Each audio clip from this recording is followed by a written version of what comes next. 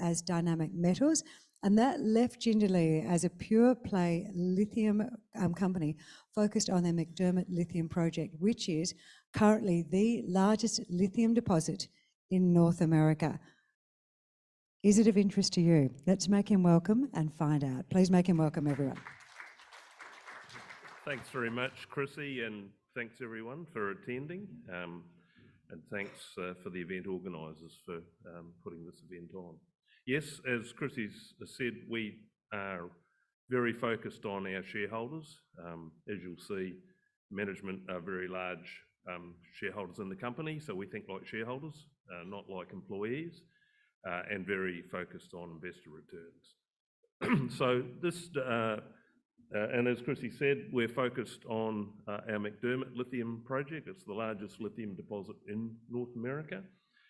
It's an emerging style of lithium deposit. It's a sediment-hosted deposit. So the mineralisation is hosted within a volcanic crater called the McDermott caldera. That's the rim of the caldera there on the skyline. The sediments that host the lithium mineralisation outcrop, so this is the top of them, sitting along here. That's about 30 metres high, that mesa, and we've drilled it down to about 200 metres maximum thickness. So huge tonnage, low-grade deposit. They're like the porphyry coppers of the lithium world. A couple of other things to point out on this slide. The northern part of the McDermott caldera has got a long history of both ranching and mining. So over here, you can probably see there's some waste dumps. They're from a mercury mine that sits on the northern boundary of our tenements. In fact, this area produced a lot of mercury from, well, through to about the late 1970s. And also it's had over 100 years of ranching. So in the spring, the ranchers run their cattle through this is sagebrush, and they basically eat the new growth. And so it's not a pristine environment by any stretch of the imagination. It's quite degraded. So move on, the obligatory disclaimer. So look, Jindalee, as we said, we have the largest lithium deposit in the United States, and in fact in North America, with 21.5 million tonnes of contained lithium carbonate equivalent, LCE, and it's about 35 kilometres to the north of Lithium America's Thacker Pass deposit, which is the second largest deposit in the United States at 19.1 million tonnes. So this McDermott caldera is endowed with a huge amount of lithium. It's got very positive metallurgical work. We've had really high recoveries from both alkali salt roasting and leaching with sulfuric acid. As you can see, it sticks out of the ground. It's relatively soft, flat-lying sediments, so it's a very low-cost mining operation potentially. There's very strong support, US government support, for the US becoming as self-sufficient as possible in critical minerals, including lithium. And so we've got very strong tailwinds, political tailwinds there. And obviously, you know, the US is building its capacity to produce EVs internally. The production lines are being retooled for the production of EVs. There's battery factories being built right across the United States. They're going to require lithium, so a lot of support there as well. We've commenced our PFS on the project in June. Expect to have the results out in the June quarter next year. Just a company snapshot. As Chrissy said, we've been listed since 2002, so 21 years now. But we spent the first 17 years of our life as a project generator without raising a cent. We didn't go back to shareholders from our initial IPO in July 2002. Hence the very tight capital structure, just under 60 million shares on issue. Share price at the close business on Friday was basically $1.70.5, so it gives us a market cap of just under 100 million Aussie. We've got investments from companies that we've spun out, including Dynamic Metals. We hold 25% of Dynamic and Energy Metals, which was our highly successful uranium spin out. And So that gives us an enterprise value of around $90 million. As I said, look, you know, we very strongly believe in Jindalee and the potential of the McDermott project to be a transforming event for our shareholders. We've got a lot of skin in the game. I've never sold a share, I've only ever bought. And so I hold about, you know, a quarter of the issued capital. And friends and family are very large shareholders in the company as well. We've got a very good board, I believe. Justin Manalini, who's a experienced in merchant banking and is also a corporate lawyer. In the last 12 months, we've added 2 directors with lithium experience, and Darren Waits, who was instrumental in the early stages of Neometals. So he's got lithium and corporate lithium experience. And then Paul Brown's also a non-executive director. He has come from MinRes, Mineral Resources, where he headed up their lithium division. In the US, we've got Brett Marsh, who's our man on the ground over there and a really experienced and competent geologist. And Carly Terzanidis, who's in the audience over there. Yep, our COSEC. And then behind the faces you see here, there's a real depth of consultants and employees in the United States, etc. So Cameron from Benchmark did a really good job just prior to the morning tea break, covering the supply-demand dynamics for lithium. So I won't dwell too much on this section, other than to point out that Albemarle have increased their lithium demand forecast, driven by the increased demand for EVs, which is probably underpinning their stance towards getting quite aggressive in the M&A front. And we saw, obviously, yesterday them increase their bid for Liontown to $3 a share.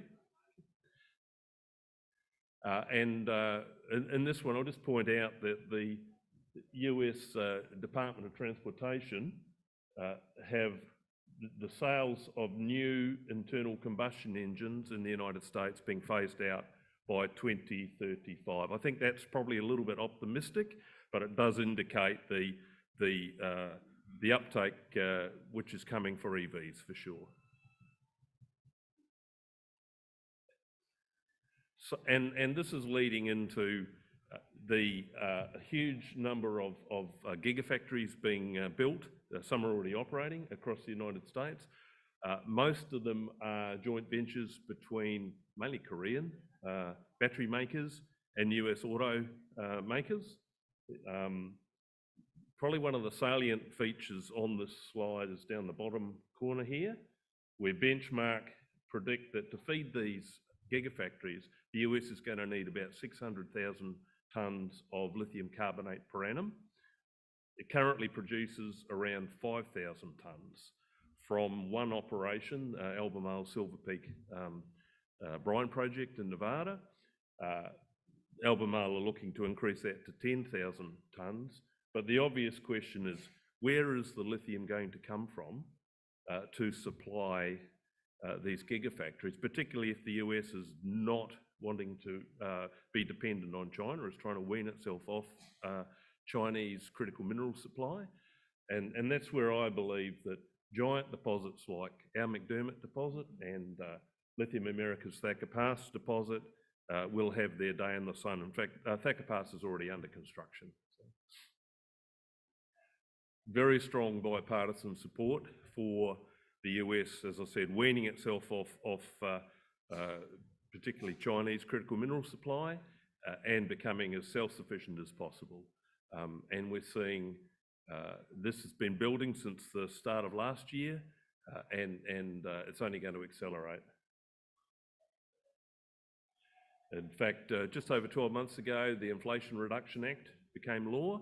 There's huge incentives there, tax incentives for people to buy EVs which are made from locally sourced critical minerals, and also fantastic amounts of money being allocated to encourage domestic production of critical minerals, $40 billion US in loans and grants from the Department of Energy, and also tax credits once you're in production.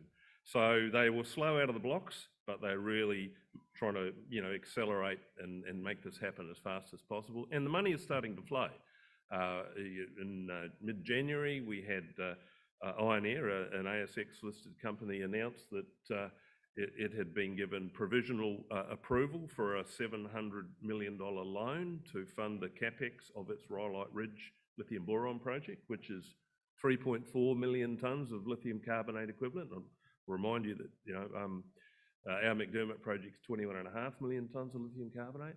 And then Lithium Americas, our neighbours to the south, announced late February that they'd received a letter of substantial completion from the Department of Energy, and they expect to receive up to 75% of the phase 1 stage of their capex as a loan from the DOE. And it's not only Iron Air as an ASX-listed company that's been the benefit, if you like, of beneficiary of this largesse from the US government. We're also seeing other ASX-listed companies that have received financial assistance as well. So a bit on the project itself. As I said, it's the largest lithium deposit in the United States. It's located at the northern end of the McDermott caldera. The caldera margin is shown here in the dashed yellow line. At the southern end is the Thacker Pass deposit. So as I said, these are the two largest lithium deposits in the United States, with Thacker Pass currently under development. We've drilled 62 holes at McDermott since discovering the deposit in 2018. We own it 100%, and the resource has increased after every drilling program, and it's still open. So clearly it's only going to get bigger.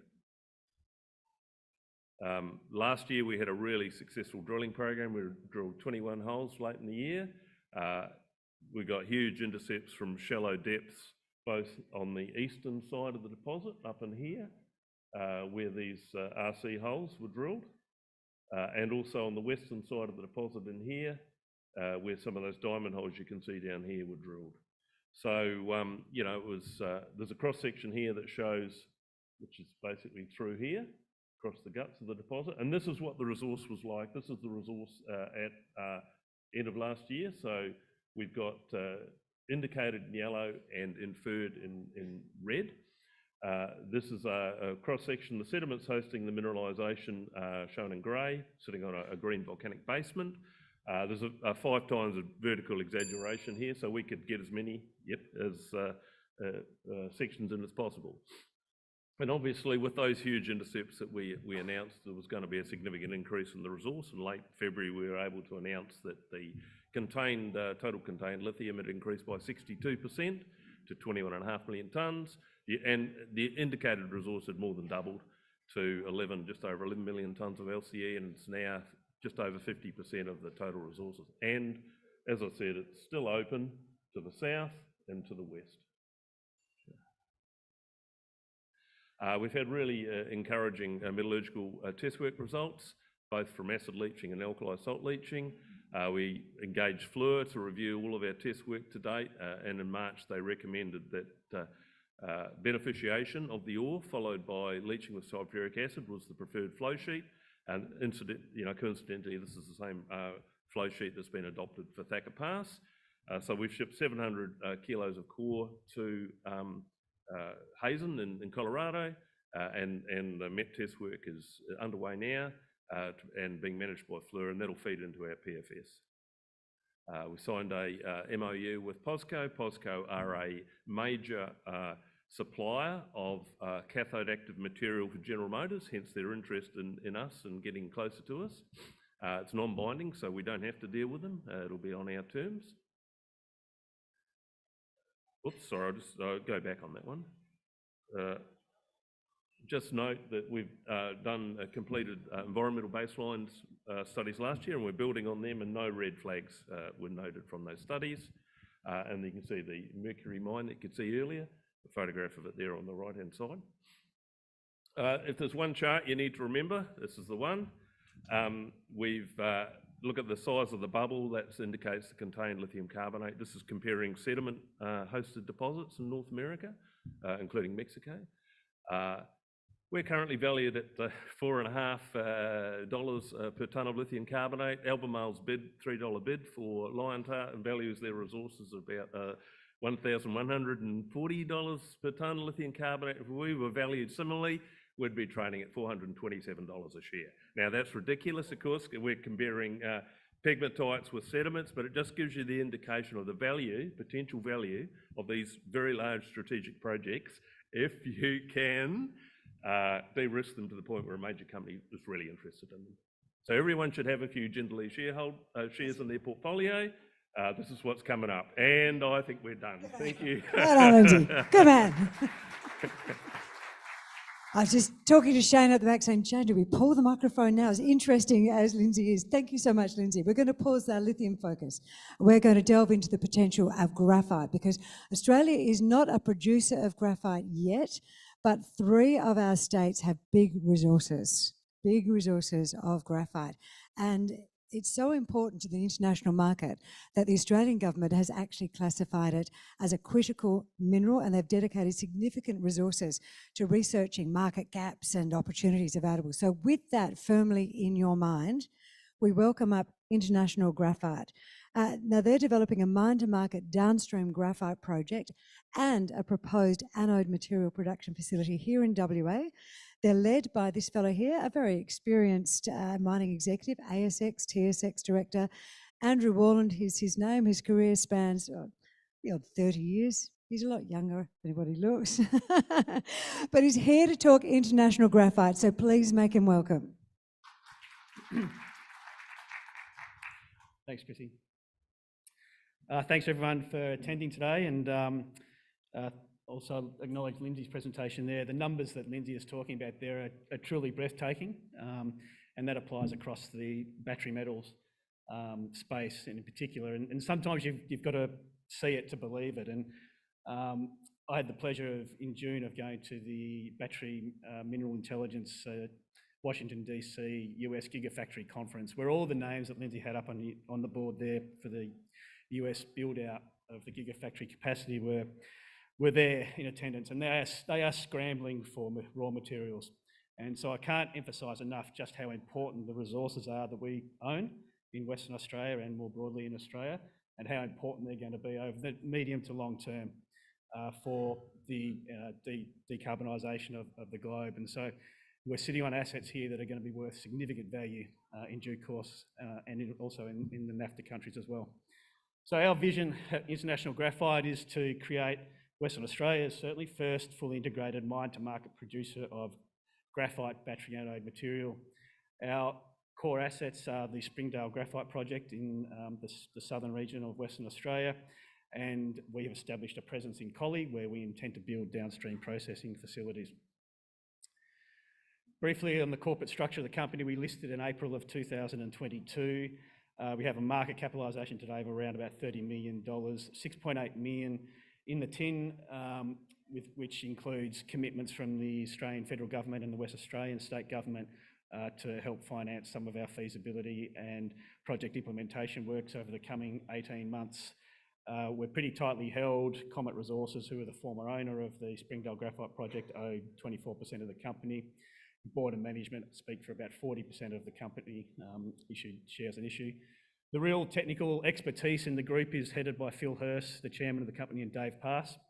I would regard them as the preeminent graphite metallurgists and process engineers in Australia, and they're leading the company's technical development of our projects.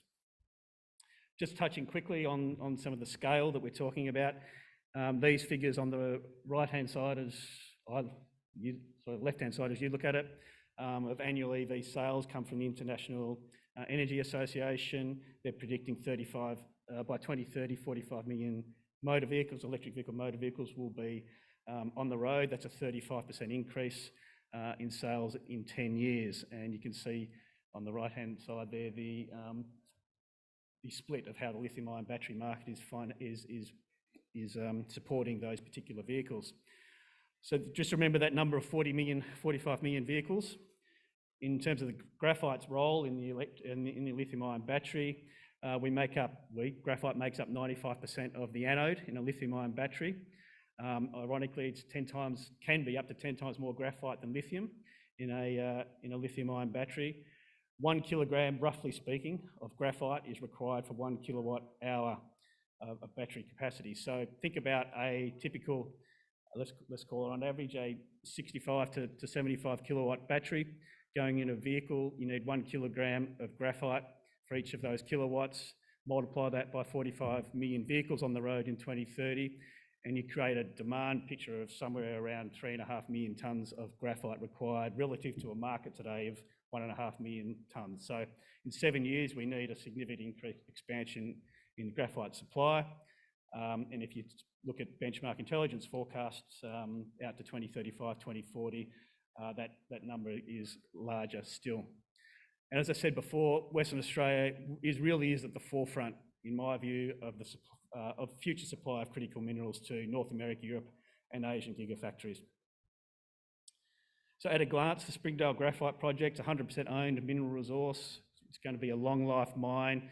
We expect a mineral resource update out in the next week. It's all a fine flake deposit. That's important. We'll come to that in a moment. It'll be a simple conventional flotation concentrator. We're targeting a 40 to 50,000 tonne per annum concentrate production, and we'll truck that concentrate 450 kilometres to Collie.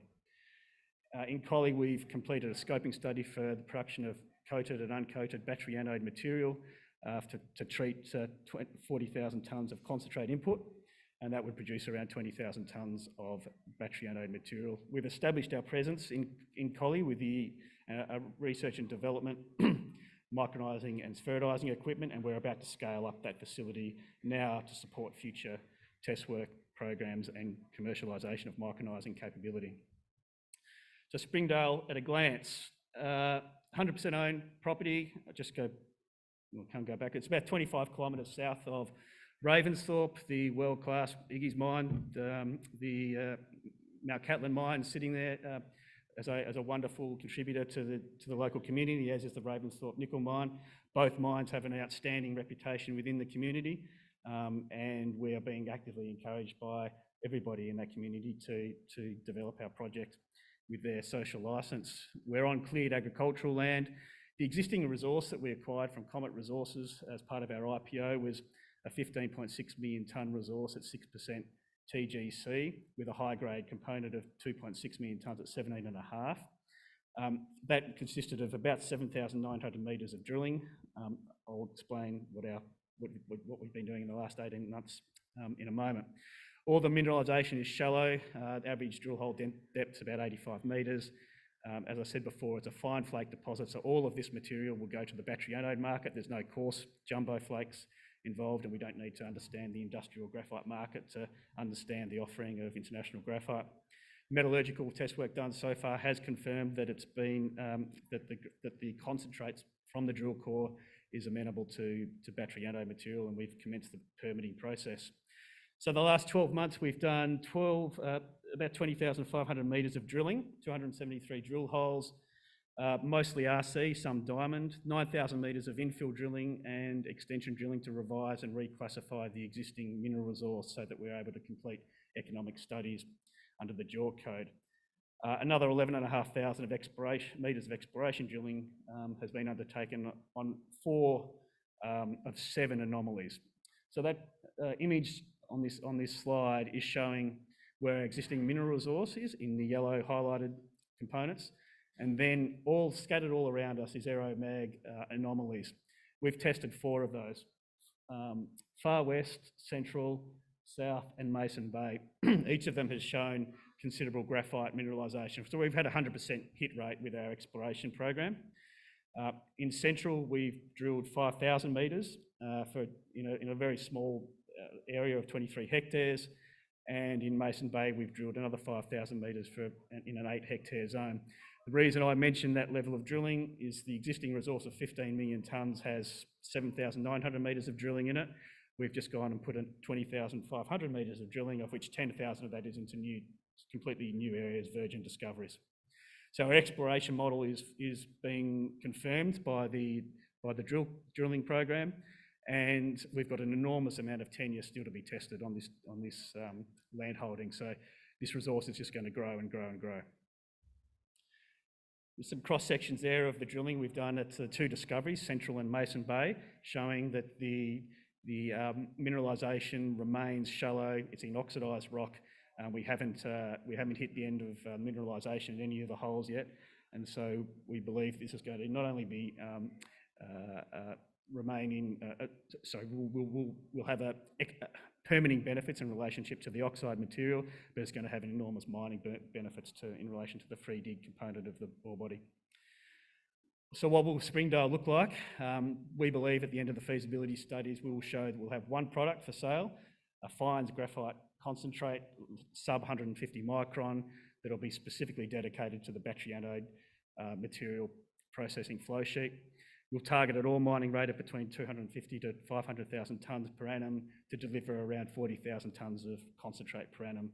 Mining will be shallow, open pits in weathered and oxide rock, low strip ratio, we're thinking much lower than 5:1, and free dig.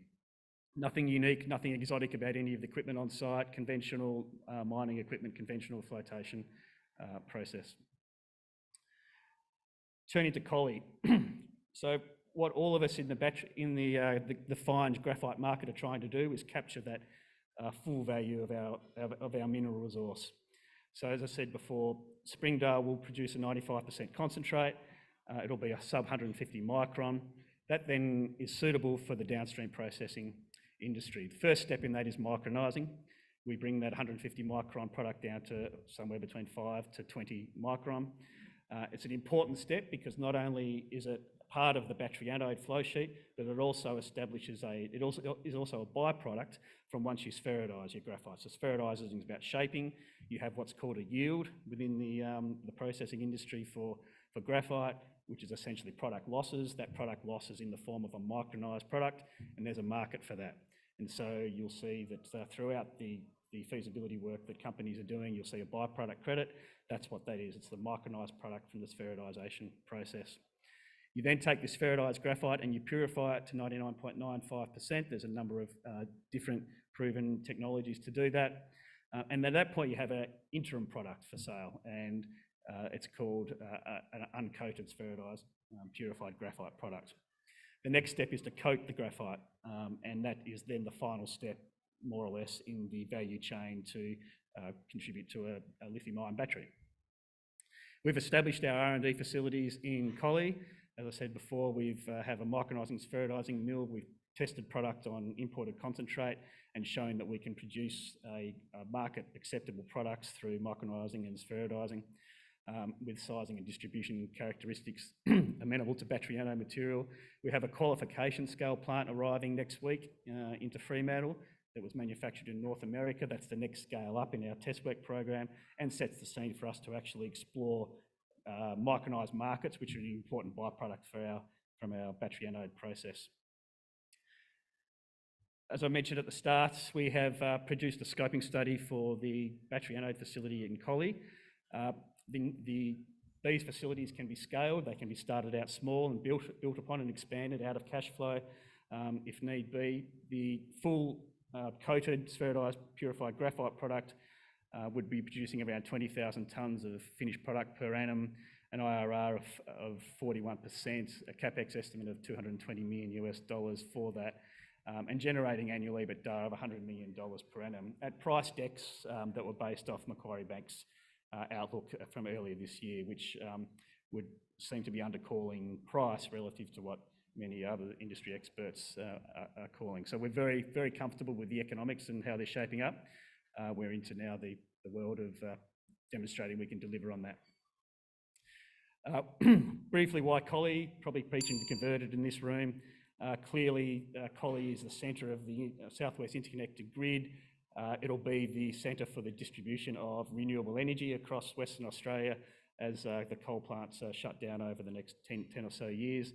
It'll have it's got an existing workforce there, abundant skills, the southern end of the industrial corridor of Western Australia, and it's a fantastic place to be doing business when we get significant support from government for establishing our facilities there. So the state government has provided us with a grant. We're in the process at the moment of going through the Collie Transition Fund for further grants to support our activities in Collie. The federal government awarded us a $4.7 million grant back in May of this year to advance both Collie and Springdale down on the coast. So we'll continue, we think, to receive strong government support for our activities. So what's coming over the next 6 months or so? Mineral resource update very soon. Bulk metallurgical test work program is underway. A scoping study for Springdale Mine by the end of this year. Our permit is advancing. We're not having any. There'll be no showstoppers in the permitting. As I said, a freehold cleared land, so there won't be any challenges on that front. More exploration to do. There's an enormous amount of untouched areas on our properties. This resource is going to get bigger and bigger. And in Collie, test work, qualification plant arriving in the next few weeks. We'll get that operation by the end of the year and advancing our strategic partner discussions. So that's the international graphite story. I think it's a rare opportunity for global participants to invest into a key raw material that's going to drive decarbonisation of the global economies. Thanks for listening. Thank you, Andrew Worland. Anyone in here drive a Mitsubishi by any chance? Just check your pocket and see if you've still got your keys on you, and if you don't, they're up with charm. Right. Now, Iggy Tan, do you know that name? You know Lithium in Australia. It's very well connected to that one. He's been a trailblazer in the lithium industry, but he's now blazing a trail in the salt battery industry. So you probably woke up this morning at 2 a.m. and you wonder to yourself, what is the future of grid storage batteries? No?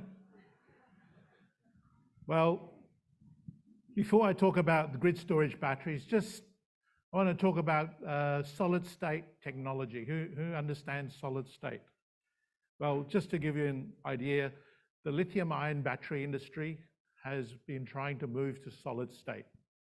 And the reason for that, as you know, in a lithium battery, you've got the cathode and you've got the anode. In between is a liquid electrolyte, which is flammable. And that causes problems with battery fires. So the industry is trying to remove that liquid electrolyte and replace it with a ceramic piece. And that's why they call it solid state, because it allows the lithium to go through the ceramic piece without the liquid electrolyte. So that's solid state technology. Who in this room has EVs? Yep, a couple of people, yep. Obviously, one of the safety concerns with EVs is that a lithium battery fire. It's actually a thermal runaway, very difficult to put out because it generates oxygen at the cathode end. So in a normal fire, if you douse it, take oxygen away, the fire stops. But in a lithium-ion battery fire, it just keeps going. So that's one of the concerns with lithium-ion batteries. And the other concern is that lithium-ion batteries only operate in a very narrow temperature range. So when you get to cold climates, at 0 degrees, your battery capacity drops to 70%. And the reason for that is the liquid electrolyte becomes viscous and the lithium reactions slow down. So it's not great in very cold climates or in desert conditions. Also, the lithium degrades every time you charge and discharge the battery. So there's a limited life. So you would know in your iPhone the life of a lithium battery, but in bigger batteries, probably 8 to 10 years. We've seen the price of lithium jump 5-fold in the last 3-4 years, and that's causing some concern for the lithium-ion battery industry. Cobalt is another issue. There's ethical supply issues because 70% of cobalt comes from the Republic of Congo, and there is child labor issues and so on. So ethical concerns around cobalt. And then graphite, about 90% of graphite comes from China. That represents a geopolitical risk because one country supplies all that material for the lithium-ion battery industry. And then finally, copper. There's 2.5 times more copper in an electric vehicle than an ICE vehicle. So there's enough studies that show there's not enough copper mines being developed. So is there a battery that is lithium-free? totally fireproof, operates in a very wide temperature range, more than 15 years life, no cobalt, no graphite, sorry, no copper and no manganese. Well, introducing you to the Serenergy battery. It's basically a salt battery with nickel powder, and it's solid state technology. So solid state, remember, is that ceramic bit. The technology was developed by the Fraunhofer Institute out of Germany. They spent nearly 35 million euros over 8 years in development, and we have a joint venture with them. So essentially, it's a sodium chloride solid state batteries. Totally fireproof because we don't have that liquid electrolyte. It's a solid state technology. Operates in a wide temperature range. It can operate down to -40 degrees and up to 60 degrees in the desert. And the reason you can do that is because internally the battery operates at 270 degrees. It's fully insulated. You can touch it with your hands on the outside, but it has a temperature mechanism. So when you charge the battery, it's endothermic, and when you discharge the battery, it's exothermic. So it maintains the temperature. So it operates in a large temperature range, and the life of the battery is more than 15 years because the sodium doesn't degrade, and it uses common table salt. Now, if you remember the chemistry from your high school days, sodium is actually very reactive. It sits under lithium in the periodic table. So that's what we use, and we use nickel metal powder. So it's lithium free. We also don't have any cobalt in the chemistry, so we don't require cobalt free. And the best part is we don't have an anode. It's a self-forming anode. So we don't have any graphite, and we don't have any copper. So this is how the battery works. Very neat technology. It's essentially a ceramic tube. In the middle of the tube, we put salt and nickel metal powder. There's a positive probe. We also use a medium like a sodium alumina chloride medium. But this ceramic material sits in a metal canister, which acts as the negative part of the terminal. So that's what it looks like. So essentially, that's what it looks like. 250 watts, same power as one of your solar panels on your roof. So the battery itself compares very favorably to the lithium iron phosphate battery in energy density. But the most important thing on that table is that the maintenance cost is virtually zero. So in a Tesla Megapack, there's 240 cooling fans and 2 air conditioners trying to keep that battery cool. So in your EV, some of the energy is keeping batteries cool. In our batteries, we don't have any cooling fans. So where does it sit on the power curve and the energy curve? So this is a graph where the bottom part is the amount of energy you can transfer, and the vertical axis is the amount of power. So the lithium iron phosphate is the red area. The top part of that is all the nickel cobalt batteries, lots of power in the lithium battery. The bottom part is the lithium iron phosphate battery. So as you know, Tesla are now moving to LFP batteries because they're cheaper and they're safer. So we sit in the middle. Our market is the grid storage market. So this is the current market where solar panels are producing electricity, wind is producing electricity. But do you realize that 3 billion every year of renewable energy is discharged to the ground in California, and 2 billion is discharged to the ground in Germany? Essentially, we can't use that energy during the day when demand is down, and so they discharge it to the ground. So in Australia, I read an article, about 30% of renewable energy is just discharged to the ground. It's a waste because there is no storage. And so essentially the solution is grid storage. Essentially, they are very large batteries that sit on the grid and allows you to charge during the day and then discharge at night. So it's just energy shifting. Who's got solar panels at home?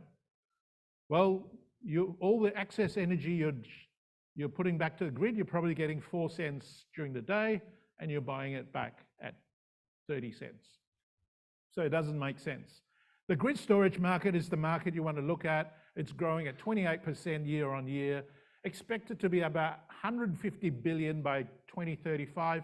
And even Elon Musk, my mate Elon Musk, says that their future of their battery industry is in the grid storage market. So we are ready to commercialize this technology. This is some of the vision of the pilot plant that was built by Fraunhofer. They spent nearly 25 million euros developing this technology. And you can see some of the batteries there. So that yellow unit is a 10 kilowatt pack. They've been producing it over the last 2 or 3 years, and they've been going through test work. So our job is, in a joint venture, to commercialize this technology and to build a 100 megawatt plant. So you can see here some of the alumina being mixed. You can see this ceramic tube being made. The technology is making that ceramic tube and allowing lithium ions to go back and forth. So very exciting technology, and we've got a 100 megawatt plant that we are building in Saxony, Germany, which is the east part of Germany. We have the land, and essentially we're completing a DFS by the end of this year, and then we'll be looking to get that funded. So what does a battery plant look like? Well, we have to produce one of these from scratch, one every 45 seconds. So something like 480,000 of these units a year, very much automated and robotics. And Germany is the best place to do that because they have a lot of technology. What were the battery costs? About 40% cheaper. Why? Because we don't have any lithium, cobalt, we don't have any graphite, we don't have any manganese, and we don't have all those critical materials. Our first product is actually a 60 kilowatt pack. This is what it looks like. 600 volts, 100 amps. And on the side of them, there are 5 shelves of these units. One of the things you notice is there's no cooling fans on it. Unlike a lithium-ion battery, they're cooling fans. These batteries can sit in the snow and operate well. And what we're doing is taking these batteries and we're putting it into a sea container configuration, which is our 1 megawatt grid pack. And the idea of that is you can deliver it on site very easily on the back of a truck, drop it on the deck, plug and play, and immediately you've got 1 megawatt connected to your grid. So we are taking orders for these 1 megawatt packs. If you want one for your house, no, I'm only kidding. So thank you for your time. On time as well. Oh, God, you had 3 minutes. I'm impressed, Iggy Tan. You've got so much to say. It's an interesting concept, isn't it? While Iggy was talking, I was actually doing a little bit of searching and looking at the solid-state batteries and testing and everything. There is a lot to read about there. Right, recent news from our next presenter, who is just back. It would have it from an international tour where he has been wowing global investors. An announcement this morning, mapping the tenement for pegmatites, 10 Ks of strike. Now, I actually asked the boys at the booth what they love about their little area, and they said the prospectivity. It's the prospectivity that gets them all excited. That 10 Ks is just one zone. There are plenty more zones where that one came from. So here he is. Welcome him up the front there. This is ED Tom Reddicliffe from Greentech Minerals. Would you please make him welcome, everyone?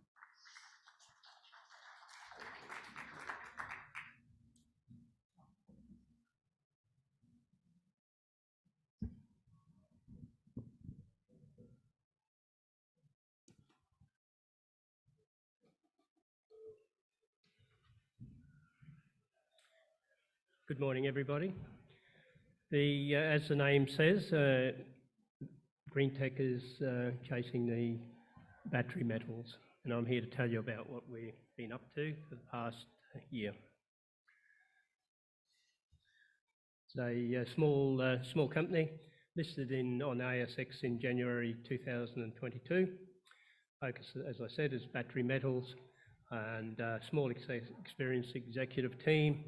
The two guys there on the left is, sorry, the wrong button there, have a vast amount of experience in the corporate and mining sector. And we've got a broad range of together mining industry experience, portfolio of good quality exploration assets, and I guess our two main achievements over the past 12 months or so is we've increased our resources, or doubled them, at our Wandoo flagship copper zinc project to 6.2 million tonnes. And more recently this year, back around May, we discovered a significant lithium pegmatite swarm with assays returning as high as 3.6% lithium oxide. So there is the pulse of the company, I guess. We've got nearly 70 million shares on issue, a few options. Market cap varies a little bit, around 28, 30 million. And we have cash at bank around $4 million. You can see there in the performance of the stock there. This is off the back of copper results at our January prospect at Wandoo. But here, this is where we've entered into the lithium sector with the discovery of lithium-bearing pegmatites, and had a profound effect on our stock price, as you can see. Shares tightly held. Top five got 33%, high net worth individuals. Artemis Resources have got a stake in the company because a lot of these projects were spun out of Artemis Resources in an IPO back in early 2022. Now, where are all these projects? We've got lithium in the Pilbara, up top here, okay, and copper. We've got copper up in it's also in the Pilbara, so we very definitely have a focus in the West Pilbara. We've got nickel as well on some of these projects down to the south here, and also we have a nickel resource, in fact, in the Pilbara as well.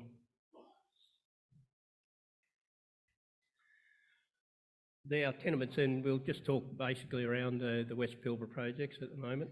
Okay, we've got over 200 odd square kilometres in our tenement package here, and just for reference, we've got the Azure tenements there. We'll talk about later, and Illawarra related company. Okay, but the whole region through here is prospective for mafic intrusion-hosted nickel sulphide deposits, VMS copper zinc deposits, and also, as you would know, a lot of activity in the lithium for lithium pegmatites. And this has been led, of course, by Azure with their quite spectacular discoveries. So our lithium there is just down the road, really, from Azure. Over in here, we've found a couple of significant lithium pegmatite trends with grades up to 3.6%, particularly in the southern trend. Our copper project is further to the south. It's about 40 kilometres south of Karratha. You'll see in there copper zinc, and with resources of over 6 million tonnes, which we were actively focused on, have been until we've also taken on board our lithium search. As well as that, we've also got nickel resources, and it's here at Ruthwell, oddly enough, and in some ways similar to Azure. We're in there looking for nickel, but there are in fact lithium pegmatites there. So there's a modest resource, 265,000 tonnes, about 0.5% nickel sitting in there. So why are we chasing? And we'll talk more about lithium, of course, because that's where most excitement is these days. This one, you don't have to be told, they've predicted shortfall in the supply of lithium by 2030. So we believe we're in the right market and the right location, and Tier 1 mining jurisdiction in WA. and we have taken on the right advisors as well. A lot happening in this region, just briefly. Lots of mergers, acquisitions and so forth, and West Pilbara is not immune from it. See here, SQM have been chasing Azure. Okay, these other ones in other parts of WA, all trying to get access to good lithium projects. So in terms of our getting advisors, we weren't experts in lithium, but we were smart enough to know what we didn't know, and we've engaged the Obsidian Metals Group led by Michael Photius, who is an experienced mining executive and geologist with a long history in the lithium sector. Okay, evaluated, developed the Galaxy owned Mount Catlin spodumene deposit, and on the corporate side, you know, Galaxy's market cap was 10 million. He managed to grow that with his team and so forth up to 2.5 billion, went on to merge with Allchem, and finally Livent with a $15 billion deal. So we believe we're now getting the right sort of advice and assistance from Obsidian, and we can leverage off their expertise in terms of both exploration and corporate strategies. So a little bit more information on our lithium deposits. Okay, these are only 25 k's down the road from where Azura. Pardon me, and we're not saying everything extends up to Azura or whatever, but there does seem to be, superficially anyway, a zone of pegmatites through here, lithium-bearing pegmatites running through here, of which we've got a substantial portion of. We found confirmed two significant lithium pegmatite trends to date, which we've sampled and have results for. We've confirmed that it's spodumene is the main mineral, lithium-bearing mineral. Collectively, there's 10 kilometres of strike. The northern one have assays up to 1.8% lithium oxide. The southern one assays peaked. There's only a few assays from there, but 3.6%. What we find, I guess what we find exciting, I guess, is that the grades are persistent. You can go to one end, this thing here is 7.5 k's long, you can get 1.5% lithium up this end. Go the other end, similarly get plus 1% lithium oxide. So we'd have to, we'd like to think that we would have to be exceptionally unlucky for us not to find something of significance in these trends. Just looking in closer, this is the northern one we call Kobe. It varies a little bit from 4 to 7 metres wide. It tends to be, it's not continuous, but it is fairly continuous down this end of it. We've traced it till it went undercover down in here. So there's some of the grades and so forth. The background here is historic soil sampling, which we've put together, and it complements where we go in there and find outcrops and so forth. So you get these purpley areas and so forth. In particular, there's no you'll find lithium-bearing pegmatite. We've got a lot of outstanding results pending. We've got hundreds of rocks in the laboratory for areas outside of these trends. So the southern area there, you can see it's through here. That's as far as we know about at the moment, but like I say, we've got a lot of information coming in and expecting assays as well, because we've been searching the rest of the tenement and sampling.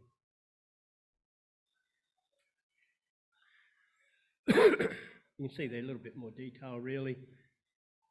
Just shows you where this is outcrop is down. It's not actually right there, but this one is just in here, in close. And you can see in this area here, the zone, the soils, say it's much wider, and sure enough on the ground, this is about 40 odd metres wide. So we've been chasing it. There's been a lot of mapping sampling, as I said. So we got hundreds, if probably more than that now, samples in the lab. Okay, we've got multiple POWs approved and to allow drilling to be undertaken, and we're now just trying to get our heritage surveys underway, and once that's cleared, we would anticipate hopefully that we'll be drilling by, well, sometime in October. Now, just our, I guess our second, was our second flagship project, used to be our first one as well. This is Wandoo, only 40 k's south of Karratha. Previously mined, you can see there, Wim Creek took out a modest a parcel of ore. In here, okay, very high grade. This is out of the oxide zone, out of these this little pit. And there's another pit there, West Wandoo. Fox took out 150-odd thousand tonnes, again, 25,000 tonnes at 20-odd% copper.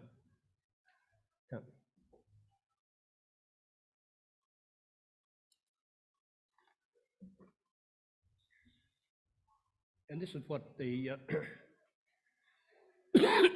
body looks like. Oops, sorry, get back. That's the main ore body. It's been drilled out. There's a resource there. Tapers off down here as you go down dip.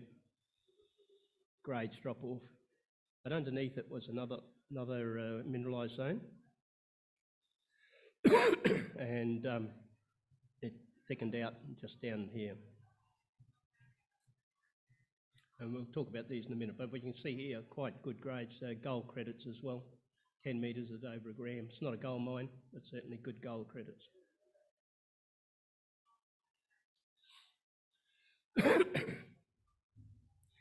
Now, the early drilling, we've focused on targeting resource growth. This here is West Wandoo pit. The East Wandoo pit is just over beyond there. That's about 2 kilometre strike. These, the mineralised areas is light up on EM, okay, both moving loop EM, ground-based, and airborne.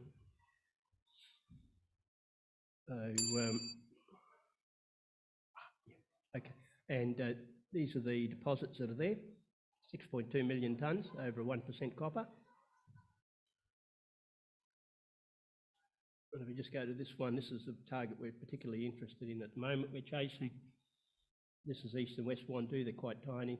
There's a very large EM response in here, which relates to this thing down, we believe down here, and this we believe can significantly grow the resource. So it could potentially eclipse Wandoo in terms of size. Okay, what's coming forward in terms of news? Okay, we're currently working at Ruthwell Osborne on the lithium. We'll be targeting getting our drill sites ready soon, and we expect to be drilling in this period here, October, November, and towards the end of the year we'll probably do a little bit more drilling at Wandoo. So positive outlook for us. Okay, drilling to commence shortly, hopefully at Ruthwell. Okay, and we expect that to drive the company value. But we do have another, I guess, ace up our sleeve as well that we expect Wandoo with the potential to boost the company value as well, with increasing demand for copper expected in the coming year. We have adequate funding at about 4 million. So investment proposition, good quality projects, substantial exploration upside, close to potential processing facilities. Thank you very much. And a disclaimer. Good on you, Thomas. I know you're under a bit of duress there. Go and grab yourself a cup of tea and some honey in it, or I'll come and find it for you later. Good on you. Right. Now, if you've been watching any of the press this morning, you will have seen a little bit about our next presenter up on stage and the company. They've been all over the place. Last hour, 2 hours, 4 hours, there have been multiple little reports on them. Lithium Energy. being approached by multiple major third parties active in the EV battery sector, seeking strategic partnerships or investment opportunities. That's the majority of the headlines. So aren't you smiling more than what you're doing now? That's it. Smile. This is William Johnson, everyone. He is the Executive Chairman of Lithium Energy. As I said, a battery metals developer, progressed assets in Argentina and Australia. He's got a couple of years of experience under his belt, which is Mr. Lithium, Joe Lowry always said, is really important in this particular field. So they've got assets, they've got lots of interest, they've got lots of experience. Let's see if it's something you'd like to invest in. Thanks very much, Chrissy. Okay, that one's not, yeah, fine. Yeah, that's fine, take it. That's good. Thanks, and thanks for the challenge to keep your attention for the last 15 minutes before lunch. So I hope I can do that. Okay, so why is Lithium Energy uniquely positioned and ready for the global energy transformation? What makes Lithium Energy unique is that we're one of the very few companies listed on the ASX that provides investors such as yourselves with investment exposure to the two most important minerals for EV batteries, being lithium and graphite, through our lithium project in Argentina, the Solaros project, and the Burt Graphite project in Queensland. Why lithium and graphite? Well, I'm sure you're all very familiar with lithium, but graphite also is equally, if not more important in today's EV batteries. Contrary to what Iggy would have you to believe earlier, the future is very much about lithium and graphite for EV batteries for the next decade, a couple of decades to come. And graphite in particular typically can make up at least 50% by weight with graphite and graphite-related products in a typical EV battery. So both lithium and graphite are key ingredients for EV batteries moving forward into the future. If you're looking for a long life, high margin lithium project, there's no better place in the world to look than South America's Lithium Triangle, where most of the world's reserves of lithium are currently found. Within that triangle, there's no better country, we believe, than Argentina. Bolivia has a great deal of sovereign risk. Chile is starting to look at nationalizing some of their lithium projects and putting obstacles in the way of investment in developing those projects. Whereas in Argentina, the government at both the federal and state level are very, very supportive of foreign investment coming in to develop new lithium projects, and there's already a raft of projects there already in production. Importantly, lithium brine projects from Argentina typically tend to be in the lowest quartile on the lithium cost curve. So we've chosen Argentina, best country in the best region in the world to develop a large-scale project. We also happen to have prime position in one of the best salt lakes in Argentina. The Olaroz Salar is located in northwest Argentina. There are 3 companies that control the lithium rights to this salar: Allkem, Lithium Americas, and Lithium Energy. So why is the Olaroz Salar so important? Why is it so well suited to lithium production? Well, Allkem have been producing lithium there since about 2015. They've just invested in upgrading their production facilities from 13,000 tonnes per annum up to 40,000 tonnes in joint venture partnership with Toyota. Lithium Americas have just spent $1 billion building their 40,000 tonne per annum facility just a few kilometres south of our properties. Excuse me, my mistake. The ground held by Lithium Energy is shown here in red. This is a substantial land holding of 12,000 hectares. The yellow here is the ground held by Allkem, and the blue here is the ground held by Lithium Americas. So you can see between the 3 of us, we've pretty much got that whole salt basin locked up. This is currently where Allkem are producing their lithium brines from their evaporation ponds. These are their production wells, and Lithium Americas are just off the chart down here in the neighbouring Cauci salar. So you can see from this picture that we are directly adjacent to the current production facilities of Allchem and very close to Lithium Americas as well. So we've got great neighbours, we're in a great location, and it's been demonstrated that conventional pond evaporation works very well from this salar already. Back in June, we established our maiden JORC resource of lithium at Solos of over 3 million tonnes, 3.3 million tonnes of contained lithium carbonate equivalent. This was after an extensive drilling campaign and series of geophysical surveys. To put that level of resource into context, if you have 1 million tonnes of lithium carbonate equivalent and you're producing at 20,000 tonnes per year, there's potentially 40 years of production there. If you're producing 40,000 tonnes per year, there's potentially 20 years production there. That's for 1 million tonnes. We've got 3 million tonnes. Looking at it another way, if you compare lithium brines to spodumene projects, our resource of 3.3 million tonnes at an average grade of 310 milligrams per litre is roughly equivalent to a spodumene deposit of 100 million tonnes at 1.3% lithium. And that's only the beginning. The resource that we've established so far is just based on 5 holes out of an initial drilling campaign of 10 holes. So we've got more drilling to do and potentially more resources to find. We're currently in the process of finishing a scoping study, which Chrissy mentioned earlier on, and I'll talk a bit more about that in a few minutes, along with the discussions we're having with potential partners. Some of the great features of the Olaroz Salar are that apart from having great brine chemistry, which has been proven to be very suitable for production of lithium carbonate by Allchem and Lithium Americas, is all the infrastructure there. There's paved roads all the way from San Salvador de Jujuy straight to the project. We have a gas pipeline that runs all the way through our concessions. We have fresh water we've identified within our concessions themselves. So we have all the components that are necessary for a great lithium brine project.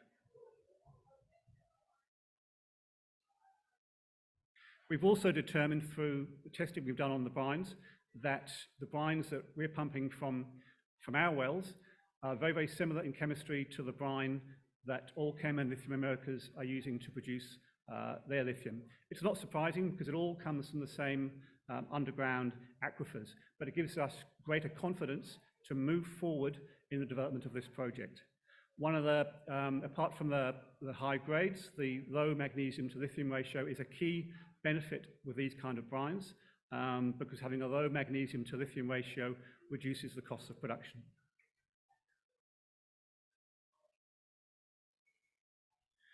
As we're progressing with the scoping study, which is nearing completion, we're very pleased to report that the study work we've done to date confirms that the quality of the brines, the chemistry and their grade is very suitable for using conventional pond evaporation, which is really important because our neighbours, Allchem and Lithium Americas, they've both proven that works, so it significantly de-risks the project execution from our perspective. We have a very large land holding, 12,000 hectares, which is more than enough land to put ponds on our properties big enough to support pond evaporation production of a similar scale to our neighbours.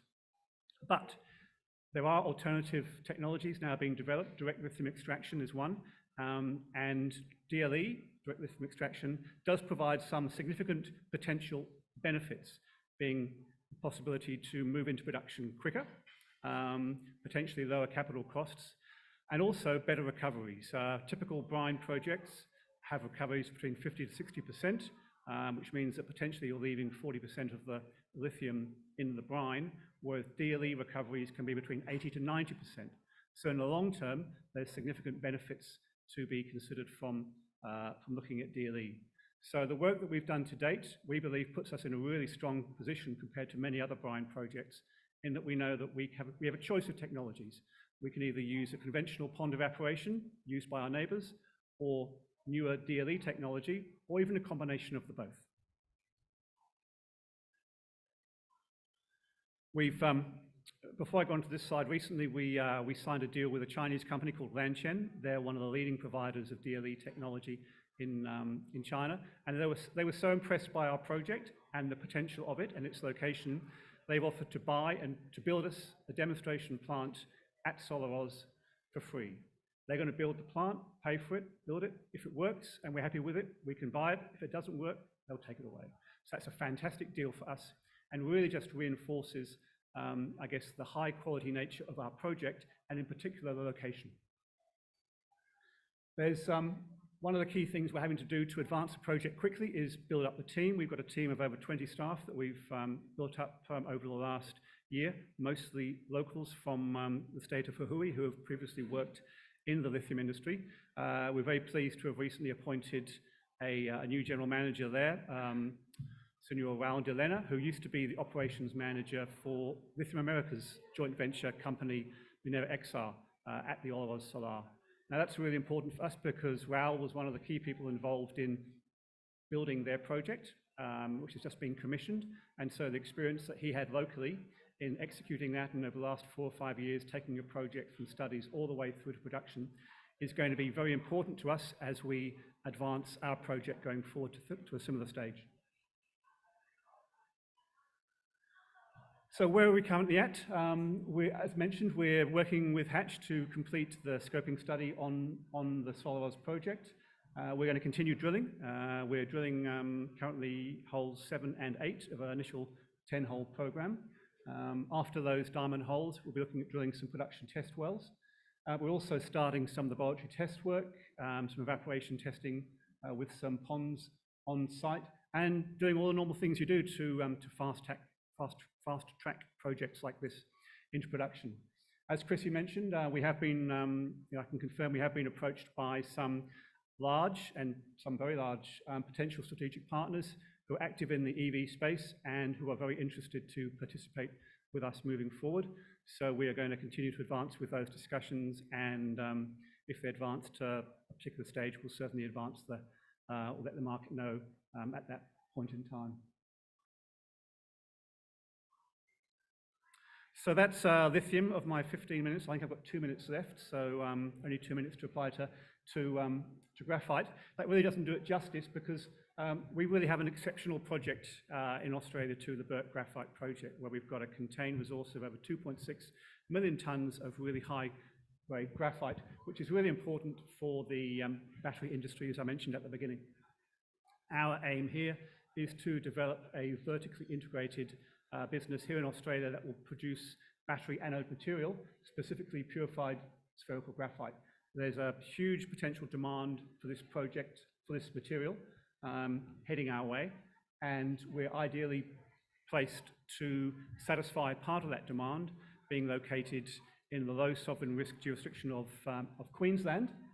And one of the key benefits that we see from this location is the availability or potential availability of government funding. You would all have heard of the government incentives now being put in place to promote downstream processing of materials, and we would much rather add a lot of value to the graphite we're going to dig out of the ground here in Australia than package it up and send it overseas where others are going to add value. So we're really focused on taking this all the way through to being able to produce a very high quality, high value, battery grade, purified spherical graphite material for battery anodes. Briefly, the projects are located in near Cloncurry in Queensland. As I mentioned, we've got 2.6 million tonnes of contained graphite between 2 distinct deposits, the Perth Graphite deposit up there. And with that deposit, we have over 9 million tonnes with an average grade of 14%. Now, to put this into context, most graphite deposits around the world typically have grades of 4 or 5%. So we have double or triple the grade of most other graphite deposits around the world, which is a great starting point. At our Corella deposit, about 100 kilometres south, again, we've got very high grades, good quality graphite, and this deposit is potentially going to add significant additional inventory for the PSG plant as we advance through the pre-feasibility study that we're currently working on and are aiming to complete by the end of this year. I can see you're getting a little bit edgy there, so I'll just flick through the next couple of slides. Very briefly, corporate overview, just over 100 million shares on issue and market cap about $60 million at the moment. We've got a really good team on board. I mentioned Raoul before as our newest addition. And to sum up, if I may, Lithium Energy, uniquely positioned to take advantage of the global energy transformation. Lithium, graphite, they're the most important. You can't have EV batteries without them. We've got two great projects, a lot of news flow coming out in the next 6 to 12 months. So if you're not invested in the company now, buy some shares. Thanks so much. Well done, William Johnson. All right, team, that's it. You've got some more great prospects after lunch, but you've got 45 minutes now